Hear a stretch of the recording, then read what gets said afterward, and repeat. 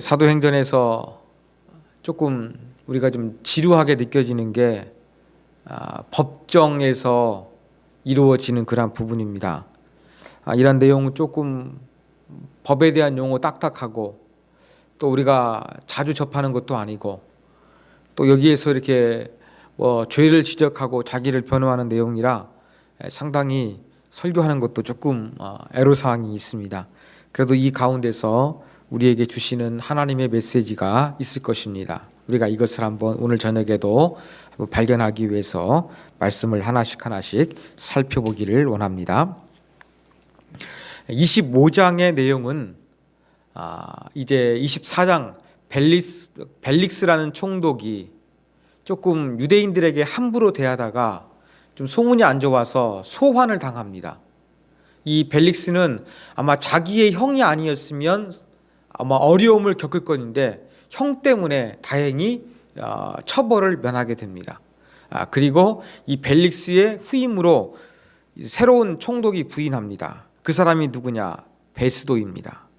이 베스도가 이제 유대 총독이 되어서 바울을 신문하는 과정이 25장 가운데 기록되어져 있습니다.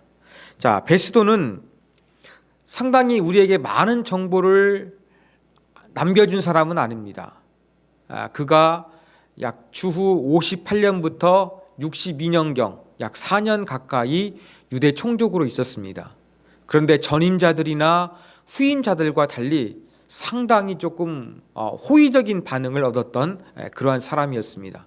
그런데 갑자기 급사하고 말았습니다. 그리고 이제 이 베스도가 죽은 다음에 또 새로운 총독이 와야 되는데 로마에서 이러한 행정 공백이 상당히 길어졌습니다. 그때에 바로 이제 야고보가 순교를 당하게 되는 그러한 일이 벌어집니다.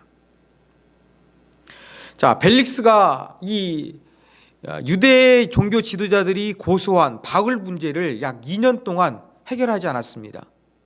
이 문제가 누구에게 떨어졌느냐? 베스도에게 이제 넘어오게 된 것입니다.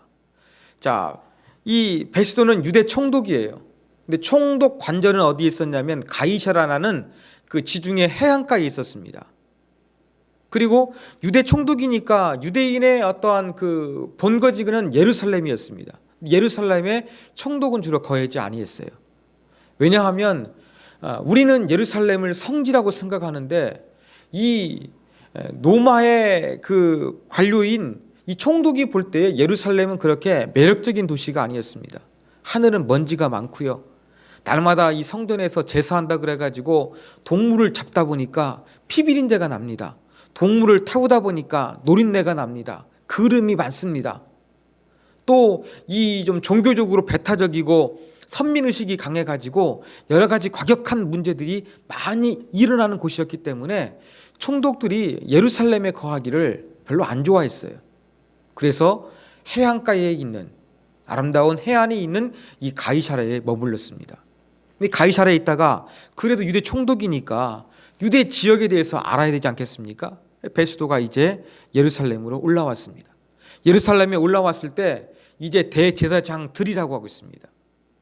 아마 새로운 대제사장이 임명됐던 것으로 보입니다. 그들과 이제 상당히 고위급 유대 종교 지도자들이 다시금 이 바울의 문제를 제기하기 시작했습니다.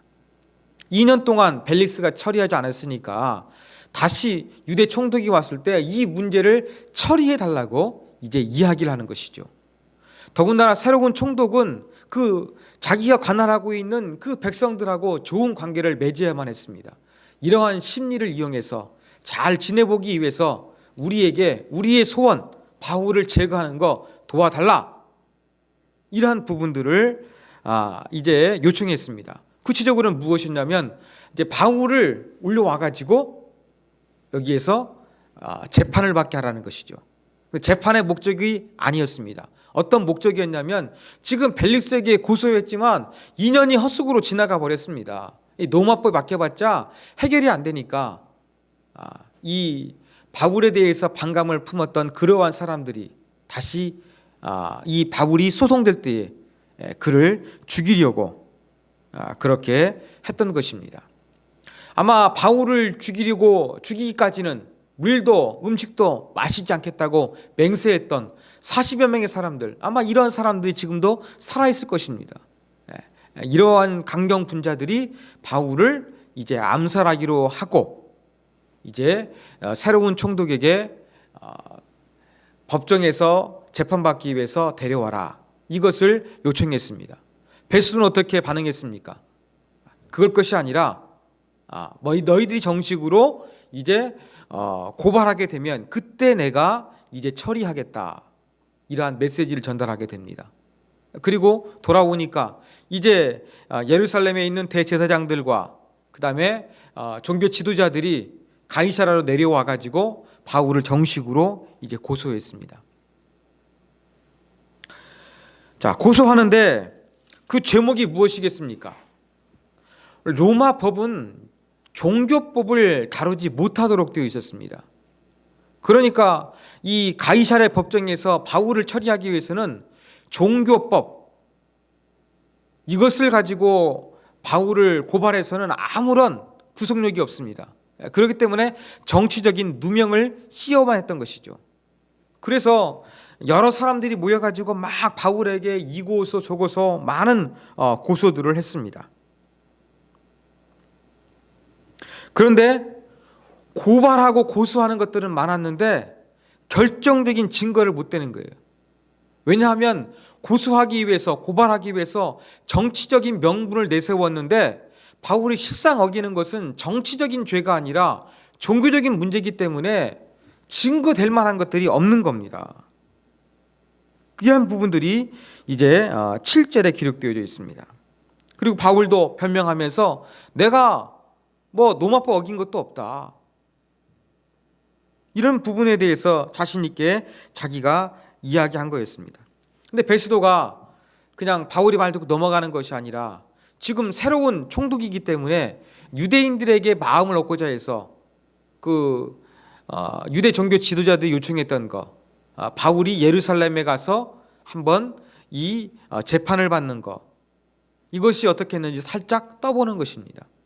바울은 여기에 대해서 어떻게 반응하느냐? 노라고 거부합니다. 그래서 바울은 어떻게 하느냐? 내가 유대인들이 있는 사내들인에 가서 당신이 아무리 재판을 관장해도 거기에서 신문받지 않고 내가 차라리 가이사에게 호소합니다, 그렇게 요청했던 것입니다. 로마 시민은 바로 최고 법정에 상소할 수가 있었습니다.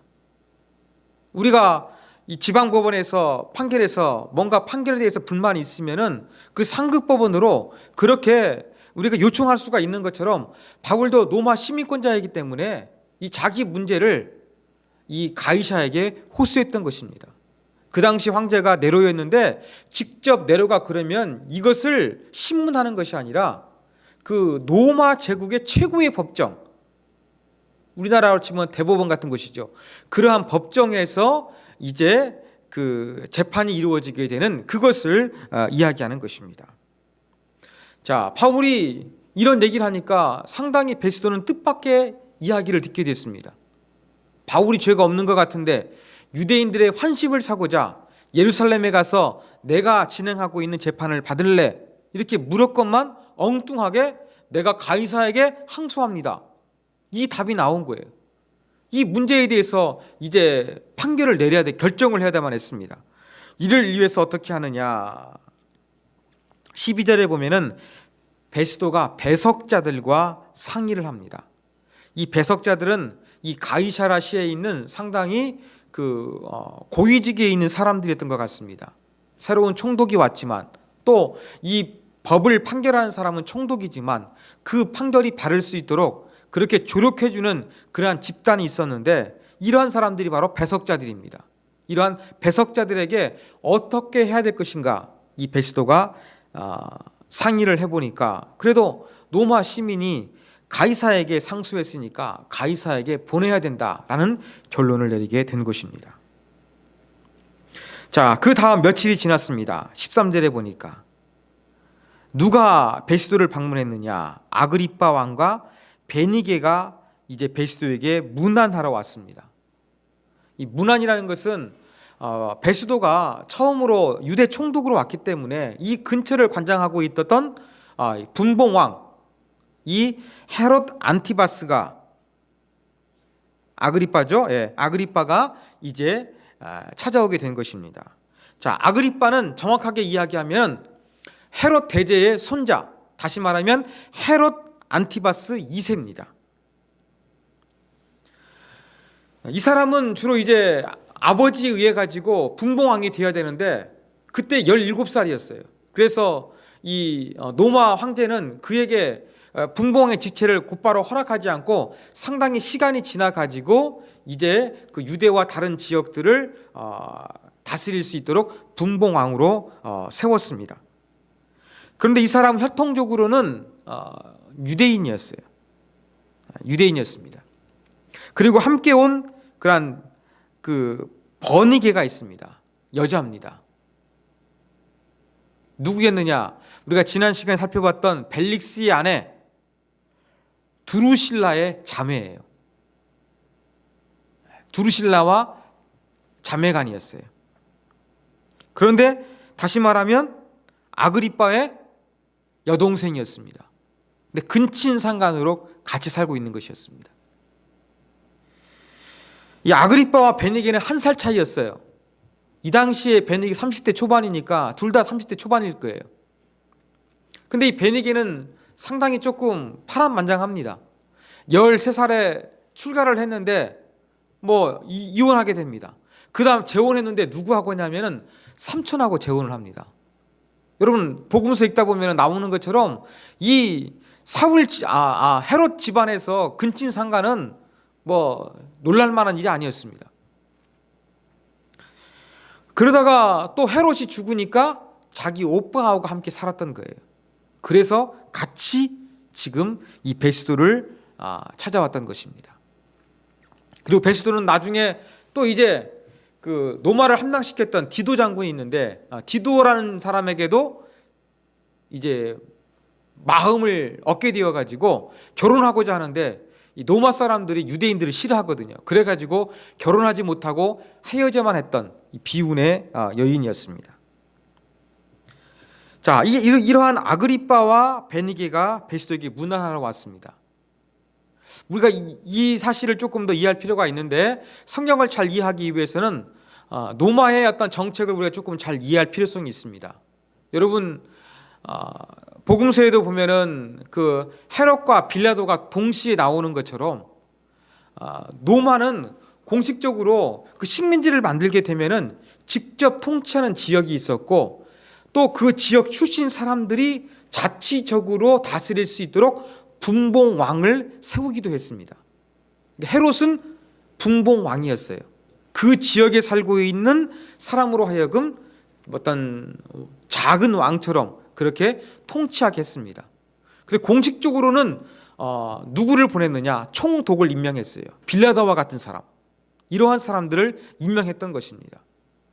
그런데 노마의 정부에 의해서 둘 다 그렇게 인정이 되었지만 그렇게 어떤 정치 권력을 갖다 보면은 상당히 사이좋게 지내는 것은 어려웠을 것입니다. 복음서에 그러한 기사가 있습니다.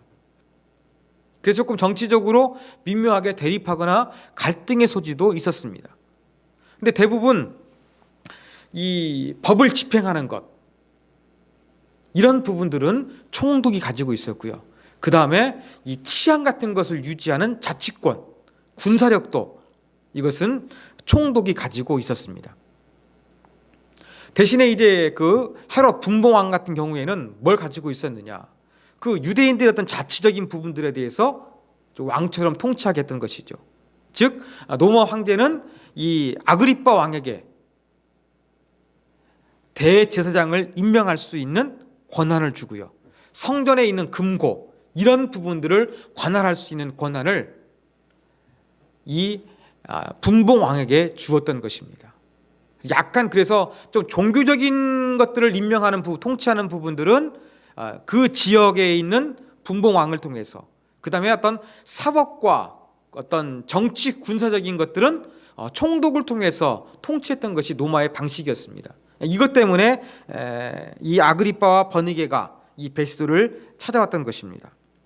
그래도 초창기라 그런지 사이가 좋았는지 함께 한참 동안 있었습니다.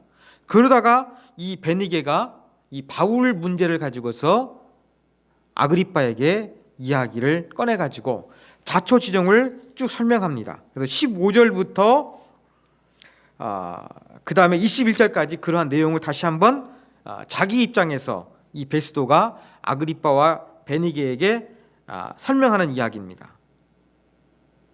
그러니까 아그리빠가 어떻게 합니까? 나도 그 바울이라는 사람의 말을 한번 듣고 싶다. 아, 그렇습니까?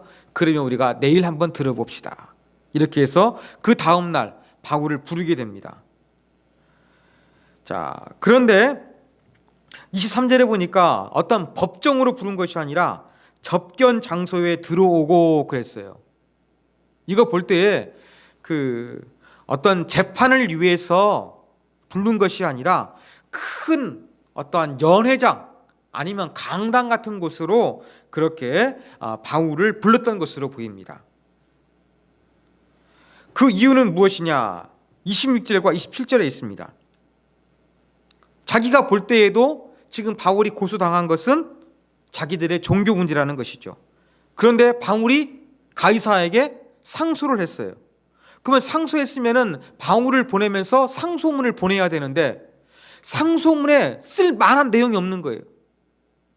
유대인들이 고발했지만 정치적인 명목을 내세웠지만 종교 문제다 보니까 상소했는데 거기에 쓸 만한 내용이 없는 거예요. 뭔가 타당한 명분이 있어가지고 이 로마에 있는 법정으로 보내야 했는데 거기에 쓸 만한 내용이 도저히 없는 거예요. 그렇다 보니까 아그리빠가 유대인이고 또 어느 정도 유대 종교에 대해서 임명할 수 있는 권한이 있으니까 이 사람을 통해서 뭔가 도움받고자 하기 위해서 그렇게 그 접견 장소에 사람들을 불러 모아서 바울을 청문했던 것으로 보입니다. 청문회를 통해서 어떤 상소문을 쓸 수 있는 근거를 마련하기 위해서 바울을 신문하는 것이 바로 사도행전 25장의 내용이라고 할 수가 있습니다. 자, 이것이 바로 그 사도행전 25장의 내용입니다. 자, 이러한 내용을 통해서 우리는 무엇을 교훈으로 얻을 수가 있겠습니까? 저는 25장을 통해서 우리가 살아가는 세상에 있는 사람들이 살아가는 모습을 볼 수가 있었습니다. 자, 23절 보십시오. 이튿날 아그리빠와 버니게가 크게 위험을 갖추고 왔다는 것입니다. 천부장들, 시중에 높은 사람들, 이것은 뭐냐면 도시를 이야기해요. 도시에서 높은 고위 관료들, 이런 사람들과 함께 들어왔다는 거예요. 그러면 지금 바울을 신문하기 위해서 아그리빠와 버니게가 아주 크게 위험을 갖추고 또 이 천부장 군사들, 그 다음에 시의 고위 관료들이 있는 데서 멋진 모습으로 화려하고 웅장하게 입장했다는 이야기입니다. 여러분, 여기에서 위엄으로 기록된 단어가 그리스어로는요 판타시아스예요. 이 단어에서 뭐가 나왔느냐? 영어에 판타지가 나온 거예요. 환상적이라는 것이죠. 공상의 의미도 있습니다만 환상적이라는 것입니다. 자, 이 말을 통해서 아그리빠와 버니게가 환상적으로 입장했다는 거예요. 그러면 뭘 보여주겠습니까? 그들의 화려한 외모, 어떤 그들의 어떤 지위를 보여주는 그러한 모습을 하고서 그들이 지금 바울을 청문회하는 곳에 나타났다는 이야기입니다. 아그리빠와 버니게는 아주 화려했습니다. 환상적인 화려함을 가지고 있는 사람들이었습니다. 천부장들, 시외 고위 관료들이 다 그 앞에 있었습니다. 남부럽지 않는 권력을 가진 그러한 사람들이었습니다. 그런데 그 안에는 뭐가 있었습니까? 근친상간이 있었습니다. 그래서 이 버니게는요, 지금 친오빠하고 같이 살고 있으니까 근친상간이라고 나쁜 소문이 도니까 다른 사람하고 결혼했어요. 그런데 그 사람하고도 얼마 못 살고 헤어져 버렸습니다. 아주 좀 파란만장합니다. 버니게가. 겉은 화려해 보이지만 그래도 그 안에는 뭔가 채워지지 않은 공허함이 있는 그러한 삶. 겉은 화려해 보이지만 근친상간이라는 이 손가락질 받는 그러한 삶을 살고 있다는 것입니다. 세상에는 이러한 사람들이 많이 있습니다. 우리 눈으로 볼 때에는 화려하지만 속 안에는 썩어져 있고 속 안에는 덕스럽지 못하고 행복하지 못하고 아름답지 못하고 건강하지 못한 모습으로 살아가는 그러한 사람들이 많이 있습니다. 바로 아그리빠와 버니게는 이러한 겉은 화려해 보이지만 겉은 근사해 보이지만 속은 병들어 있는 이러한 사람들을 대표해서 보여주고 있는 모습이라고 할 수가 있겠습니다. 자, 여기에 또 이 청문회장에 누가 있습니까? 유대 총독 베스도가 있습니다. 자, 베스도는 어떠한 사람입니까? 그도 막강한 권력을 가졌습니다. 지금 이 베스도가 청문회를 열고 있는데 무엇을 위해서 열고 있습니까? 자기의 일 처리를 위해서 지금 청문회를 열고 있는 것입니다. 바울이 상소해가지고 이 최고 법정으로 보내야 되는데 그러기 위해서 상소문을 써야 되는데 상소문을 쓸 만한 내용이 하나도 없는 거예요. 뭔가 타당하게 좀 그런 내용이 있어야 되는데 아무 근거도 없이 그냥 상소문 되는 사람 올려보내면 어쩌면 고과 점수에서 그에게 마이너스가 될 판국이었습니다. 그러니까 이것을 해결하기 위해서 지금 베스도는 뭘 하고 있는 것입니까? 아그리빠와 버니게를 통해서 정보를 얻어서 자기의 일을 보다 잘 만들기 위해서 노력하고 있는 모습이 사도행전 25장에 기록되어져 있는 것입니다.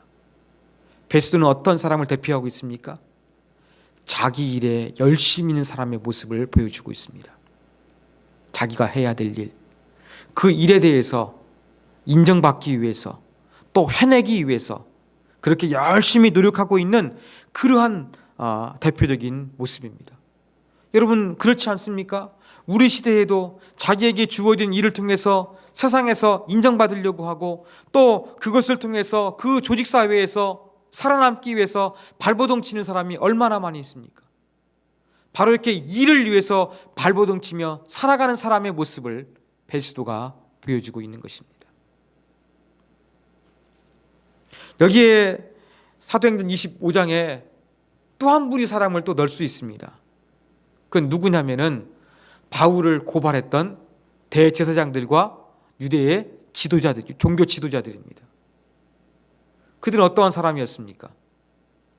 자기가 싫어한 사람이라고 한다 그러면 정당한 법이 아니라 어떤 무력을 써서라도 자기가 원하는 것을 쟁취하기 위해서 노력하는 사람입니다. 예루살렘에 와서 바울을 재판하십시오. 이렇게 유대 총독에게 요청했지만 이것은 핑계였지 그들이 원하는 것은 자기들의 힘으로 바울을 제거해 버리려고 했던 것입니다. 이 유대 종교 지도자들 무엇을 대표하고 있습니까? 자기가 원하는 것이라고 한다 그러면 법을 어기면서까지 쟁취하고자 하는 그러한 사람의 모습을 여기에서 보여주고 있는 것입니다. 우리 시대에도 이러한 사람들 많이 있지 않습니까? 자기가 원하는 것들, 또 경쟁이 치열한 사회 속에서 자기가 살아남기 위해 가지고 법을 어기면서까지 남을 무너뜨리고 남을 해하려고 하는 사람들이 우리 가운데는 얼마나 많이 있습니까? 바로 이러한 사람을 유대 종교 지도자들이 대표하고 있는 것입니다. 자, 오늘 본문에 또 다른 부류의 한 사람이 있습니다. 아마 여러분 예상하신 사람이겠습니다. 바로 바울입니다.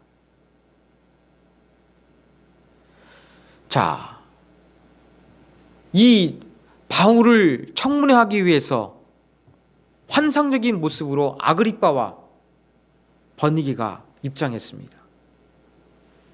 많은 로마의 군병들이 서 있습니다. 그 가이사라 시의 관료들이 모여 있습니다.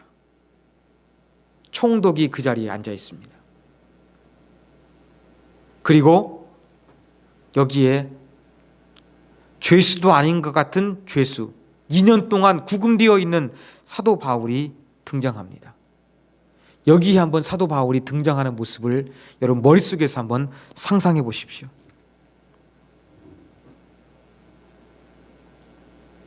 전승에 따르면 바울은 아주 키가 작은 사람이라고 합니다. 그리고 대머리였다고 합니다. 눈썹은 아주 짙었고 코는 구부러졌으며 다리는 휘었다고 합니다. 여러분 O자형 다리 아시죠? 아마 그러한 사람이었던 것 같습니다. 자, 이러한 외모를 가진 사도 바울의 모습을 한번 생각해 보십시오. 키 작고 코는 구부러지고 눈썹은 짙고 대머리, 다리는 오다리. 전승이 맞는지 안 맞는지 모르지만 하여간 이러한 모습으로 지금 청문회장에 등장하고 있는 사도 바울의 모습을 생각해 보십시오. 바울은 지금 이 청문회장에 왜 나타나게 되었습니까? 가이사에게 상소했기 때문에 그랬습니다. 바울이 상소한 이유는 자기가 살아남기 위해서 상소했기보다 사도행전 23장 11절에 기록된 대로 내가 로마에서도 복음을 지원해야만 하리라 하는 하나님의 이 메시지, 하나님의 음성을 들었기 때문에 이것이 실현되기 위해서 어쩌면 바울은 가이사에게 상소했는지도 모르겠습니다. 그리고 이러한 결정을 하기까지 그는 어느 정도 자유가 있었지만 이 가택연금과 같은 그러한 상태에서 로마에 가는 것이 하나님의 뜻으로 굳게 믿고 있을 것입니다.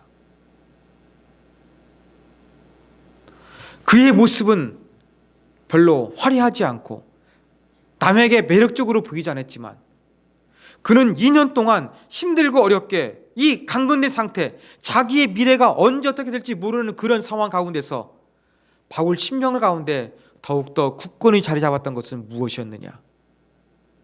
하나님이 내게 말씀하여 주신 대로 로마에서도 복음을 증거하기 위해서 나에게 하나님께서 그러한 길로 인도해 주신다고 한다면 나는 그 길을 가야 한다는 생각뿐이었습니다.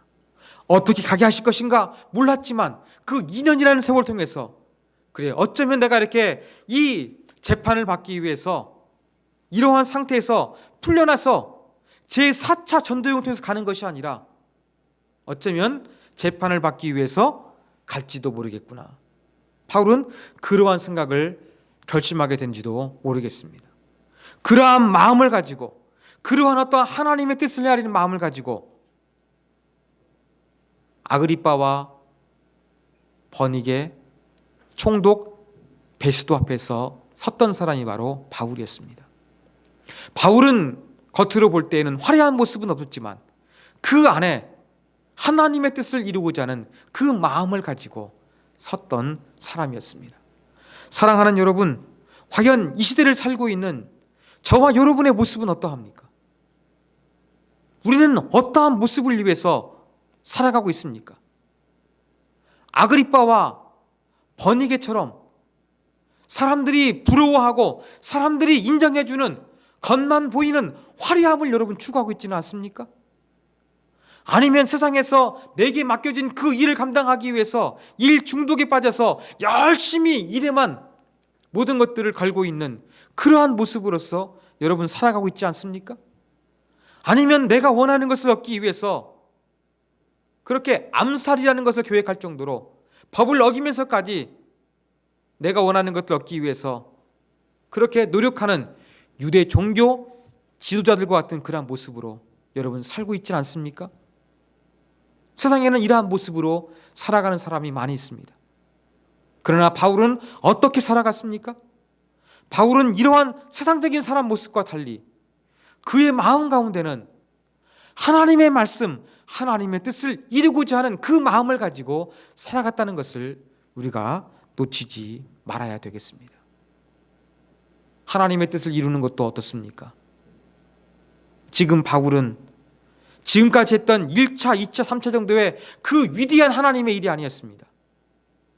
이제는 하나님이 어떻게 이루어지느냐? 이 재판받는 죄수의 모습으로서 그것이 이루어져 가고 있는 모습입니다.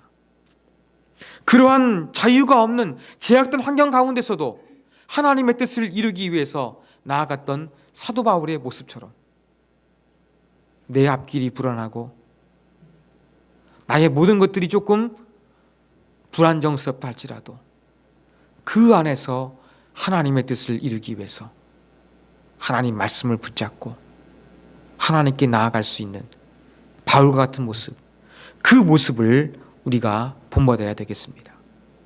세상에는 아그리빠와 버니게처럼, 때로는 베스도처럼, 때로는 유대 종교 지도자처럼 살아가는 사람은 많이 있지만 하나님의 사람은 오늘 바울이 보여주고 있는 것처럼 정말로 주님을 위해 살아야 됩니다. 주님의 뜻을 이루기 위해서 살아가야 될 것입니다. 이 시대에 나도 어떻게 하나님의 뜻을 이루며 살 것인가? 하나님은 나에게 어떻게 하여 주님의 뜻을 이루시기를 원하시는 것일까?